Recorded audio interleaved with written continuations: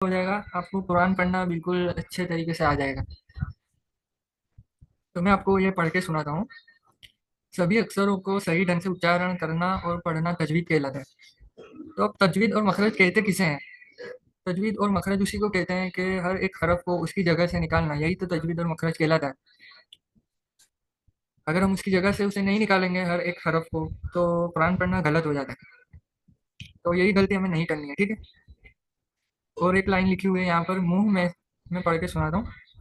मुंह में जिस जगह से एक अक्षर निकलता है उसे मखरज कहते हैं। वे 17 मखरज से बाहर आते हैं। यानी कि 17 अलग अलग ऐसी जगह है हमारे मुंह के अंदर, गले के अंदर, जहाँ से ये हरफ अदा होते हैं, ठीक है। जैसे कि मुंह से, फिर गले से, फिर होठ के जरिए से, इस तरह से अलग अलग जगह से अलग अलग हरूफ निकलते हैं, ठीक है। तो आगे बढ़ते हैं। हमारे जो पहले हरफ है, ये आप साइड में देख रहे होगे, ये आपको दिख रहा होगा, हमजा, हा, पैन और हा। ये नीचे है गैन, खा। तो ये हरूफ हल्की कहलाते हैं। ये जो 6 हरूफ है, ये हरूफ हल्की कहलाते हैं। तो इसकी डेफिनेशन भी आपको याद करनी है, कहाँ से अदा होते हैं। और इसकी जो पर्टिकुलर जगह है गले की, जिस पार्ट से ये अदा होते हैं, वो भी हमें देखना है, वो भी हमें याद करना है, ठीक है। दोनों तरीके हमें याद करने के, डेफिनेशन भी प्लस कहाँ से अदा होता है ये भी। तो ये मैं आपको पहले पढ़ के सुनाता हूँ। हमजा और हा हल्क के नीचे वाले हिस्से से अदा होते हैं, राइट। तो यहीं से अदा होने चाहिए। अगर किसी और जगह से अदा हुए तो कुरान पढ़ना गलत हो जाएगा, फिर हमारी नमाज भी गलत हो जाएगी। तो इस बात का हमें पूरा ध्यान रखना है कि जो हरफ जहाँ से निकलता है और निकलना चाहिए, वहीं से हमको अदा करना है, ठीक है। तो अब मैं आपको ये प्रैक्टिकली 6 के 6 हरफ अब आपको प्रैक्टिकली भी बताने वाला हूँ। तो इसकी भी डेफिनेशन आप लोग पढ़ लीजिए एक बार। वैन और हा हल्क के बीच वाले हिस्से से अदा होता है, और गैन और खौ हल्क के ऊपर वाले हिस्से से अदा होता है, राइट। अब ये हल्क और हल्क किसे कहते हैं, हल्क और गला, ये सब कौन सा पार्ट होता है, तो मैं आपको प्रैक्टिकली बताता हूँ। तो ये देखिए, आप प्रैक्टिकली इसको देखेंगे।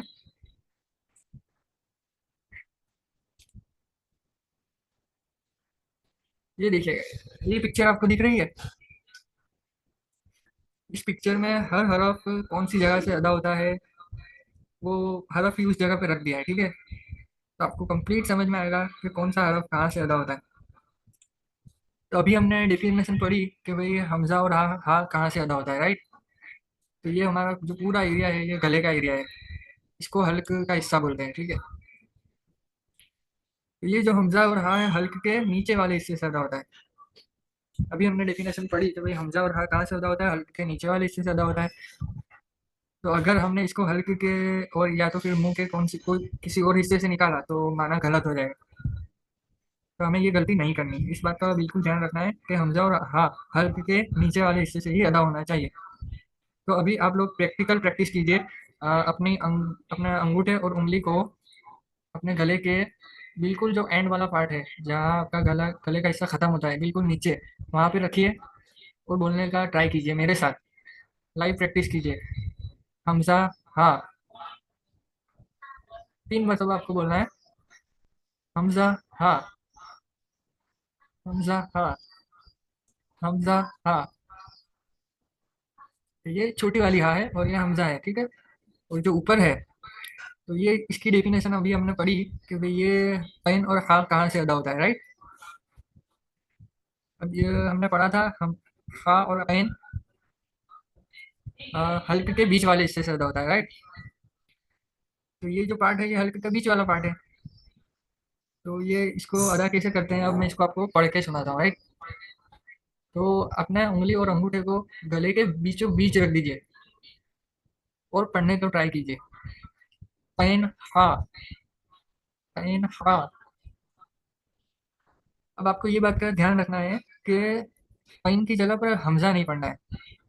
जैसे कि अपने हमजा पढ़ लिया तो फिर माना चेंज हो जाएगा। और ये जो बड़ी हा है, उसकी जगह पे छोटी हा नहीं पढ़ना है, ये बात का बिल्कुल ध्यान रखना है। अगर पढ़ लिया तो फिर माना भी गलत हो जाएगा और नमाज पढ़ना भी गलत हो जाएगा। कुरान गलत तो नमाज भी गलत ही होने वाली है। तो इस बात का ध्यान रखना है कि हमजा हा नीचे के हिस्से से अदा होता है और आइन और हा ये बीच वाले हिस्से से अदा होता है। और इसमें फ़र्क भी मैं आपको बताता हूँ, एक बार और पढ़ के बताता हूँ फ़र्क। आप लोगों को समझ में आएगा कि ये फ़र्क क्या है एक्चुअली। हमजा, हा और पैन और हा, दिख रहा है आपको फ़र्क। तो आपको इस तरीके से ये चारों लफ्ज़ में फ़र्क करना है और प्रैक्टिस करनी है बार बार। जब तक सही जगह से नहीं निकलता है बार बार प्रैक्टिस करनी है। और आप मुझे ग्रुप में वॉइस रिकॉर्डिंग भेजनी है ये चारों हरफ की। मैं चेक करके बताऊंगा आपको कि इसमें फ़र्क आप लोगों का दिख रहा है, सुनाई दे रहा है फ़र्क या नहीं सुनाई दे रहा है। जब तक आपका इस चार हरफ में फ़र्क मुझे नहीं सुनाई देगा, तब तक मैं आपको प्रैक्टिस करवाता रहूँगा। तो अब ऊपर की तरफ चलते हैं, घोइन और खा की तरफ, जो कि हमने इसकी डेफिनेशन पढ़ी थी, हल्के के ऊपर वाले हिस्से से अदा होता है। तो ये दोनों वर्ड तो आपको इजी लगेंगे, क्योंकि इसमें कोई इतना ज़्यादा फ़र्क करने की ज़रूरत नहीं पड़ती है। तो ये एकदम इजीली निकल जाएगा आपको। तो आप अभी प्रैक्टिस कीजिए, आप अपने गले के बिल्कुल ऊपर अपने उंगली और अंगूठे को रखिए और बोलने को ट्राई कीजिए, गैन खौ, गैन खौ, गैन खौ। तो ये से छह हुरूफ है हल्की, जो आपको तीन जगह से अदा होते हैं। तो ये चार हरफ जो थे, हमजा और हा, ऐन और हा, ये चारों हरूफ में मिक्सअप नहीं होना चाहिए। आप लोगों को बिल्कुल भी मिक्सअप नहीं करना है। ये चारों हरफ में आपको फ़र्क करना आना चाहिए। हमारा ये जो इका एजुकेशन पॉइंट मैंने स्टार्ट किया है, और ये मखारिज सिखाने का मकसद ही यही है कि हर हरफ में जितना फ़र्क है वो फ़र्क मैं आपको बताऊं और आपको फ़र्क करना आना चाहिए। ये सबसे बड़ा मकसद है। ठीक है, तो ये छह हरफ की अभी डेफिनेशन और प्रैक्टिकल मैंने आपको बताया। अब आगे बढ़ते हैं, बड़ा काफ और छोटा काफ, इसकी डेफिनेशन अब हम पढ़ते हैं पहले। ठीक है, तो इसकी डेफिनेशन, बड़े काफ की और छोटे काफ की डेफिनेशन पहले पढ़ता हूँ, गौर से सुनिएगा। ये बड़े काफ की डेफिनेशन है, जबान की जड़ और तालु के नर्म हिस्से से अदा होता है। अब जबान की जड़ और तालु का नर्म हिस्सा कौन सा होता है, तो ये मैं आपको प्रैक्टिकली बताने वाला हूँ। लेकिन सबसे पहले आपको ये बात पता होनी चाहिए कि इसका डेफिनेशन भी आपको दिमाग में याद होना चाहिए, और प्रैक्टिकली कहाँ से अदा होता है ये भी आपको पता होना चाहिए। ठीक है, और ये छोटा काफ, जो जबान की जड़ और तालु के सख्त हिस्से से अदा होता है। तो अब ये जबान की जड़ और तालु का नरम और सख्त हिस्सा कहाँ होता है, मैं आपको ये भी बता देता हूँ। हाँ, तो ये आपको दिख रहा होगा कि कॉफ और काफ, ये जो है डिजाइन है, ये हमारी जुबान है। ठीक है, और ये वाला जो पार्ट है, ये जबान का सख्त और नरम हिस्सा दोनों इसके अंदर आ गए। तालु का सख्त और नरम हिस्सा यहाँ पे आपको देखने को मिलेगा। ये जो आपको ड्रॉ करके मैं बता रहा हूँ, ये तालु का नरम हिस्सा है। तो ये बड़ा काफ है, वहीं से अदा होगा। जबान की जड़ और तालु का जो नरम हिस्सा है, ये दोनों यहीं से अदा होता है, ये काफ। ठीक है, जबान की जड़ वाला पार्ट ये वाला है, और तालु का जो नरम हिस्सा है, जो वो ये वाला पार्ट है, राइट। तो बड़ा काफ यहीं से अदा होता है। और छोटे काफ की जो डेफिनेशन है, वो जबान की जड़ और तालु का सख्त हिस्से से अदा होता है। तो ये जो वाला पार्ट है, ये तालु का सख्त हिस्सा है, राइट।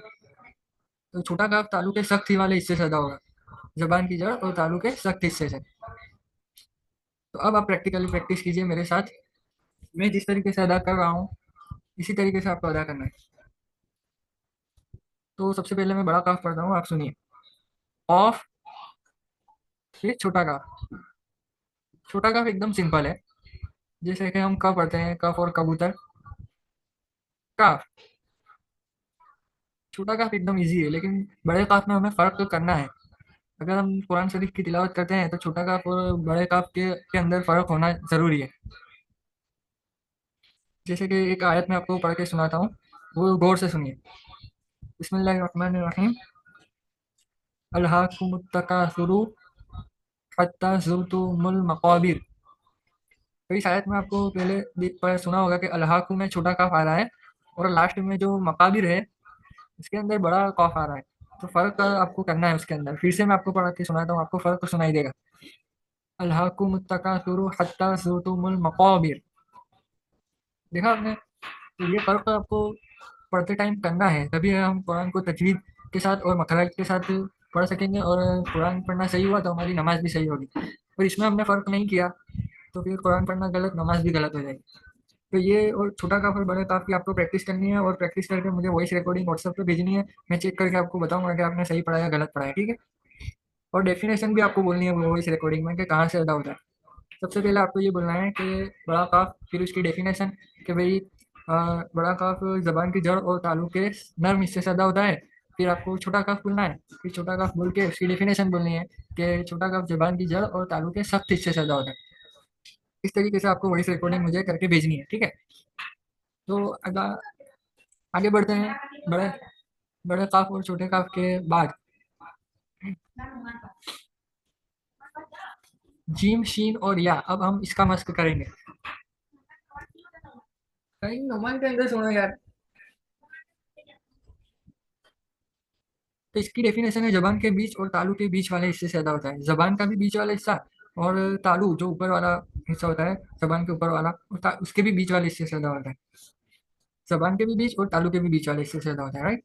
जिम शीन या, ये तीनों वर्ड जिम शीन या एक ही जगह से ज्यादा होते हैं, जिम शीन या। ओके। तो डेफिनेशन आपको याद करनी है, जबान के बीच वाले हिस्से से और तालू के बीच वाले हिस्से से ज्यादा होता है, ये डेफिनेशन आपको याद रखनी है, राइट। तो अब आगे चलते हैं, मैं आपको इसका प्रैक्टिकल बताता हूँ। तो पहले मैं इसको रफ कर देता हूँ यहाँ से। और अब आप देखिए, जो हमारा ये जुबान थी, जुबान का बीच वाला हिस्से में ये वर्ड तीनों दिखाई दे रहा है आपको। ये तीनों वर्ड जुबान के बीच वाले हिस्से में इसीलिए रखे गए हैं क्योंकि ये यहीं से अदा होते हैं। और ये तालू का बीच वाला हिस्सा ये वाला पार्ट है, राइट। ये तालू के बीच वाला हिस्सा है। जबान के बीच वाला और तालू के बीच वाले हिस्से से ये तीनों वर्ड हमको अदा करने हैं। दूसरी कोई जगह पे हमको ये अदा नहीं करना है, इस बात का बिल्कुल ध्यान रखना है, जरा सा भी आगे पीछे नहीं करना है। जबान का बीच और तालू का बीच वाले हिस्से से ही अदा होना चाहिए। मैं भी आपको पढ़ के सुनाता हूँ, गौर से सुनिएगा। जीम शीन या।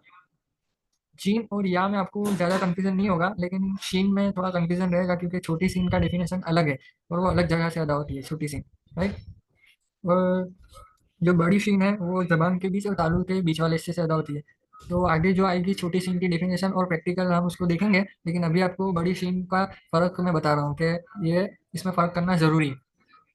जो शीन होती है वो आपको जैसे शरणाई का श होता है, इस तरीके से शीन इस तरीके से निकालना है, एकदम जोर से, शीन। तो जब भी आप पढ़ोगे शीन को तो इसी तरीके से पढ़ोगे। और ये याद रखना है कि बड़ी शीन की जगह पे छोटी शीन नहीं पढ़नी है, ठीक है। तो ये जीम और शीन और या की भी आप मुझे डेफिनेशन और ये कहाँ से निकलता है इसकी वॉइस रिकॉर्डिंग व्हाट्सएप पे मुझे भेजनी है, ये आपका होमवर्क रहेगा। तो आज का सबक मैं कहाँ तक पढ़ाता हूँ तो आपको याद रहेगा। चलिए, अब मैं ब्लॉग की भी आपको डेफिनेशन और प्रैक्टिकल प्रैक्टिस करवा ही देता हूँ। आज हम ता दाल पौ तक पढ़ लेते हैं, फिर कल से हम आगे के हरूफ पढ़ेंगे। तो अभी हम दौद पढ़ते हैं, देखिए। दौद ये अकेला है और ये एक ही है जहाँ हमने पहले पढ़ा वो तीन शब्द, तीन हरफ एक ही जगह से अदा होते थे। लेकिन दौद एक ऐसा हरफ है जो एक ही जगह से अदा होता है और वो इसकी वो जगह से दूसरा कोई हरफ अदा ही नहीं होता। तो इसकी डेफिनेशन हम पढ़ते हैं, जबान की करवट। अभी मैं आपको प्रैक्टिकल बताता हूँ कि जबान की करवट कहते किसे। जबान की करवट और ऊपर की दाढ़ों की जड़ से अदा होता है। मैं आपको ऊपर की दाढ़ और उसकी जड़ कहाँ होती है ये भी बताता हूँ। पहले मैं ये रफ कर देता हूँ। रफ कर- देखिए, ये जबान है और ये बहुत है। आपकी जबान का जो लेफ्ट वाला हिस्सा है उसको दांतों की ऊपर के दांत है उसकी जड़ पे टच करना है, तो ये दौड़ वहां से अदा होगा। जबान का लेफ्ट वाला हिस्सा और ऊपर के दांतों की जड़ को अगर हम टच करेंगे हमारी जबान को, तो दौड़ अदा हो जाएगा। तो इसकी प्रैक्टिस आपको अभी मैं आपको करवा देता हूँ बोलकर, आप गौर से सुनिए, फिर आप व्हाट्सएप पर मुझे सेंड कीजिएगा। गौर से सुनिए। दौड़, दौड़। जिस तरीके से उसकी डेफिनेशन है ना, सेम उसी तरीके से हमको निकालनी है। जबान का लेफ्ट वाला हिस्सा करवट और ऊपर के दांतों की जड़, बस वहीं से अदा होना चाहिए। दौड़, दौड़, दौड़, राइट। फिर आपको ये दाल नहीं निकालनी है, जैसे दाल निकालते हैं वैसी दाल नहीं पढ़नी है। इसमें फ़र्क यही है, सबसे बड़ा डेफिनेशन के दौध और दाल में हमें फ़र्क करना है। दौध की जगह पे दाल नहीं पढ़ना है और दाल की जगह पे दौध नहीं पढ़ना है। तो इस बात का आपको ध्यान रखना है, दौध को उसी जगह से अदा करना है जहाँ से उसकी डेफिनेशन है, और जैसा मैंने पढ़ के सुनाया है वैसे ही आपको रिकॉर्डिंग सेंड करनी है मुझे। जबान की करवट और ऊपर की दाढ़ों की जड़ से ही अदा होना चाहिए। तो मैंने आपको बहुत बता दिया। अब आगे चलते हैं लाम नून रा के ऊपर। ये लाम नून रा तीनों एक ही जगह से अदा होता है, और वो कौन सी जगह है? जबान का किनारा और दांतों की जड़ के जबान का किनारा कौन सी जगह होती है, ये मैं आपको बताता हूँ।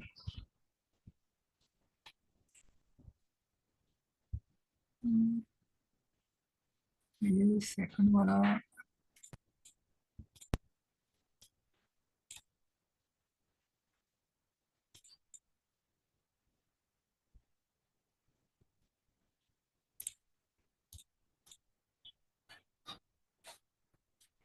देखिए आपको ये जबान और दांतों का फोटो दिख रहा होगा अभी। ये सामने थोड़ा ना, जबान और दांत दिख रही है।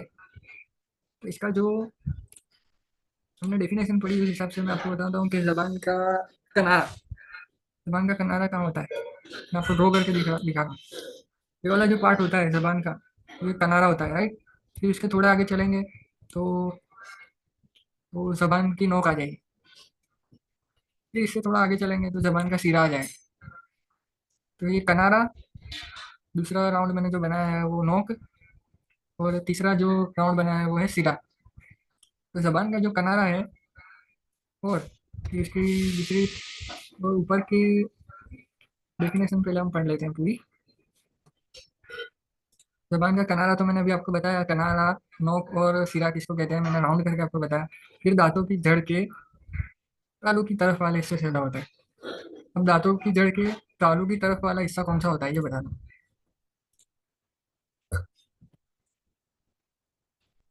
ये मैंने अभी आपको राउंड करके बताया था कि ये जबान का किनारा होता है, और ऊपर के दांतों की इसकी जड़ जो होती है ना, दांतों की जड़ के तालू की तरफ वाला हिस्सा, यानी ये वाला पार्ट, दांतों की जड़ के तालू की तरफ वाला हिस्सा। तो आपको डेफिनेशन याद हो गई होगी, मैं आपको एक बार और फिर के पढ़ के बताता हूँ कि जबान का किनारा और दांतों की जड़ के तालू की तरफ वाले हिस्से से ज्यादा होता है। तो मैं अब आपको प्रैक्टिकली भी पढ़ के सुनाता हूँ। लाम नून रॉ। अब खुद महसूस कर रहे होंगे कि ये जबान का किनारा और ऊपर के दांतों के जड़ के तालू की तरफ वाले हिस्से से ज्यादा होता है। फिर से एक बार मेरे साथ पढ़िए। लाम नून रॉ।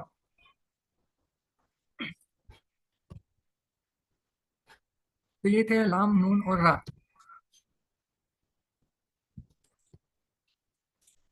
इसकी भी डेफिनेशन थोड़ी बड़ी है लेकिन आपको याद करनी है, और मुझे याद करके व्हाट्सएप पे रिकॉर्डिंग करके भेज देना, ठीक है। तो आज का ये सबक हमारा यहाँ पे खत्म होता है लाम नून रा पर। कल से हम ता दाल ता और सा और ये सब खत्म करेंगे।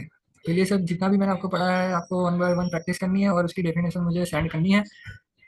तो तब तक के लिए आप प्रैक्टिस कीजिए, और जो भी कोई भी प्रॉब्लम आती है, कोई भी प्रॉब्लम फेस होती है, तो मुझे व्हाट्सएप पे आप मैसेज करिए कि मुझे ये प्रॉब्लम आ रही है पढ़ने में, तो मैं आपको सॉल्यूशन बताऊंगा, ठीक है। तो आज की मीटिंग यहीं पे ख़त्म करते हैं। मैं इंशाल्लाह दुआ करता हूँ कि आप लोग इसी तरह मेरे साथ जुड़ते रहेंगे, और इंशाल्लाह कुरान भी पढ़ेंगे सही तजवीद के साथ और नमाज भी सीखेंगे इंशाल्लाह। तो मिलते हैं नेक्स्ट सबक में। अस्सलाम वालेकुम।